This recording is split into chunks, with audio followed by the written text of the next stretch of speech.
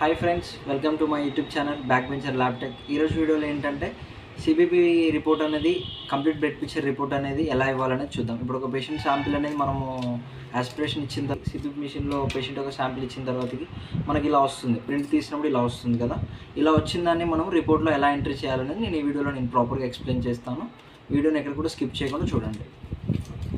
Let's watch the video. ఇప్పుడు patient యొక్క complete blood picture reading అనేది మనము పేషెంట్ దాంట్లో ఎలా యాడ్ చేయాలనేది చూద్దాము. ఇప్పుడు సపోజ్ మిస్టర్ సురేష్ బాబు అనే ఒక పేషెంట్ ఓపెన్ చేస్తున్నాను. ఇక్కడ కంప్లీట్ బ్లడ్ పిక్చర్ ఉంది కదా, సిబిపి, ఇది మనం యాడ్ చేద్దాం. ఇప్పుడు ఫస్ట్ నేను దాన్ని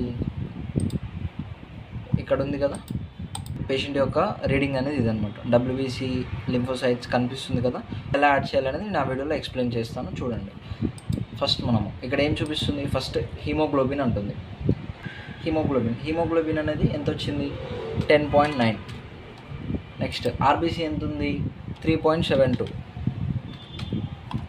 నెక్స్ట్ పీసీవీ. ఇక్కడ పీసీవీ అంటే ఏంటంటే మనకి ఇందులో ఇక్కడ చూడండి, ఇందులో మన ఆర్బీసీ కింద హెచ్సిటీ అని ఉంది కదా, అదే అనమాట. హెచ్సిటీని మనం ఇక్కడ పీసీవీ అంటాం. పీసీవీ అంటే ప్యాక్డ్ సెల్ వాల్యూమ్ అనమాట. హెచ్టీసీ ఎంత వచ్చింది, 44.3. Next MCV. ఇక్కడ ఎంసీవీ అంటే ఏంటంటే మీన్ కార్పోసెల్ వాల్యూమ్ అనమాట, ఎంసీవీ. నెక్స్ట్ ఇక్కడ మీన్ కార్పోసెల్ వాల్యూమ్ ఎంత వచ్చింది, 119.3. నెక్స్ట్ ఎంసీహెచ్, మీన్ కార్పోసెల్ హీమోగ్లోబిన్ అనేది 29.3.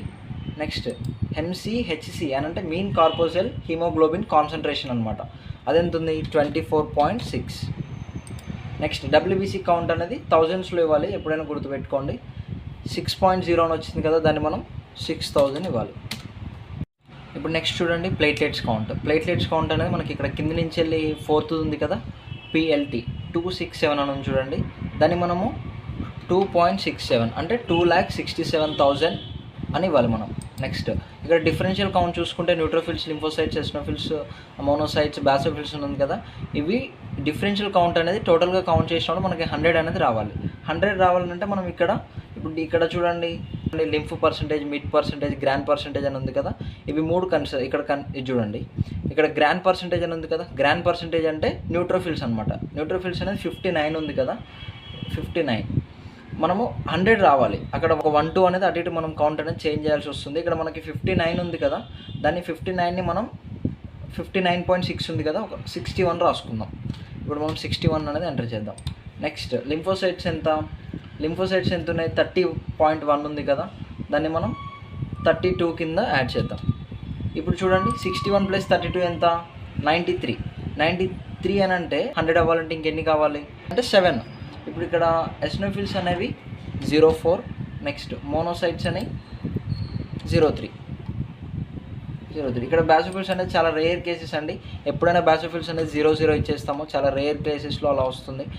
ఇక్కడ పెరిఫెరల్ స్మియర్ అని ఉంది కదా, ఆర్బీసీ డబ్ల్యూబీసీ ప్లేట్లెట్స్ అని ఉంది కదా, ఇక్కడ నార్మోసైటిక్ అని నార్మోక్రోనిక్ అని ఇస్తామన్నమాట. ఇక్కడ ఎందుకు నార్మోసైటిక్ నార్మోక్రోనిక్ అని అంటే అది నేను ఒక వీడియోలో దాని గురించి వెళ్ళి డీప్గా ఎక్స్ప్లెయిన్ చేస్తాను, కొంచెం డెప్త్గా ఉంటుంది.